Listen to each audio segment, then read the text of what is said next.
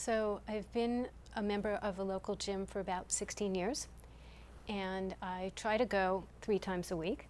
Doesn't always work out, but hopefully it does.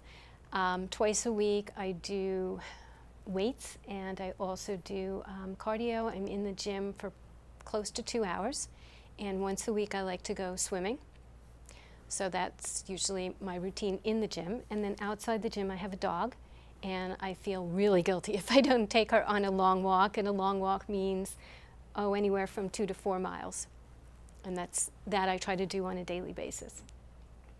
Occasionally I've gotten hurt in the past, and when I do, I backtrack a little bit, and I've done many things to try to not get injured another time. And by many things I mean things like I've been to a physiatrist, and I've been to an acupuncturist, and I've been to PT, and I just kind of bring the level back when something hurts, because I try to be really careful about not injuring myself. And then once I feel good again, then I start up in my old routine. So every once in a while it comes to a point where I'm just really bored. And when I get really bored, I start going to the gym, which I feel is not a good thing. So at that point I try to break out and do something different. So different would be maybe getting a personal trainer. It might be going with a friend and helping her with her routine, seeing what she does, integrating some of that into my routine. It would also be taking my dog on a different walk in a different area that I haven't been to before. So it would just be trying to diversify so I don't get to that level of boredom again. None when I started, but every once in a while I do have sciatica that will kick in, and that's pretty painful. So at that point, that's when I would go for some alternative therapies to get rid of the pain. But usually I try to be just really careful and not get to that level. You can feel it coming on, and when I feel it coming on, I just back off. From time to time when you're in the gym, I've been going up on the weights, and I've done some reading, and the reading usually says, well, if you're going to be at a lower weight, then do more reps. If you're going to be at a higher weight, do less reps. So I try to integrate that. Sometimes I'm at the gym and I just feel like I can't do this, so I will not do an exercise, or maybe I'll go down in weights, I'll substitute something else. Some things were that I found that my hips were not on a level, they were like this. And when I found that out, I needed to figure out how to get them back to being level, which I went to a special chiropractor for that, and he showed me certain exercises. My hips were also locked, and I worked with a trainer to do certain exercises to get my hips moving. And then I just came, maybe like 6 months after being with the trainer, I got this feeling of euphoria. It was just like everything was wonderful. I was always smiling. I was always happy. I just felt really good. I felt really calm. And I have to say that was the exercise, because I don't remember any other changes I made in my lifestyle at that point. So I try to do balance stuff. At the club I'm in, there's a wooden board that you can stand on that's sort of like a teeter-totter. And then they have these stools, and you can get up on a stool and do things. So I'm always trying to do balance, because I think as you get older, that's usually one of your issues.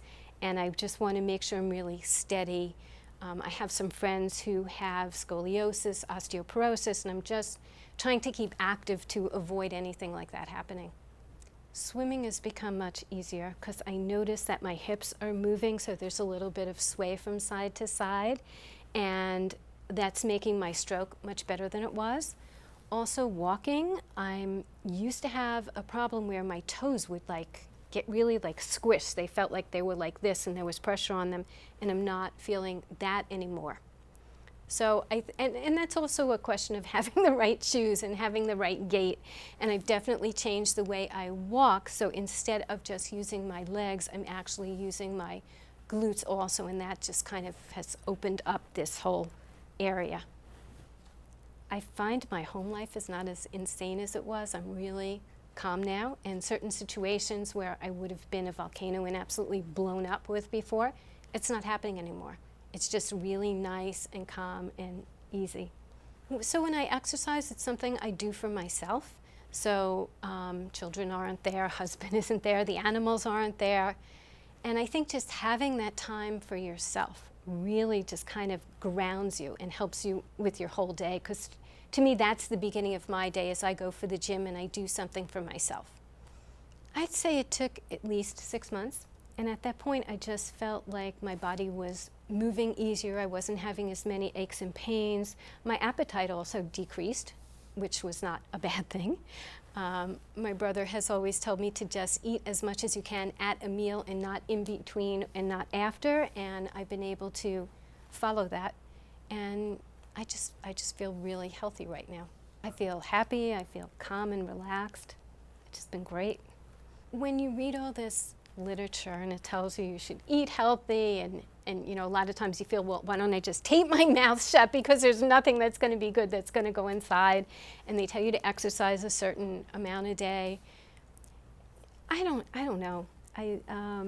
I think, yes, it's probably good, but I don't think you have to do it constantly. I think you get to a point where you've like plateaued, and when you get there and you're feeling great, I think you can ease off a little bit, because like especially with food, you have to enjoy what you're eating, because otherwise you don't want to eat. So don't tell me I can't have, you know, ice cream or something that's full of fat. I have to have it once in a while. So I think you just have to indulge every once in a while, but just on a moderate basis. So when I said before that I feel I've been calmer, other people in my family have noticed this as well, and they make comments about it, and some of my friends have as well, and they've asked me, well, what is it about what you're doing that's just kind of calmed you down? And I think it's just a combination. I think it's a combination of the way I eat, thinking about things, sitting back a little bit and thinking about something before I just jump right in it feet first. And it's just I don't know, it's this hard to explain. It's this calmness. It's not only mental, but it's also physical. And I think when you're just feeling good, the world is just rosy and great. It sounds like kind of a Zen meditation. Yes, it is. And in fact, there's one exercise that I do that I call my Zen exercise, and I just completely can close off my mind. And I just do this exercise, and it's like I'm on another planet. And it feels great. And that's how I try to end the exercise that I do.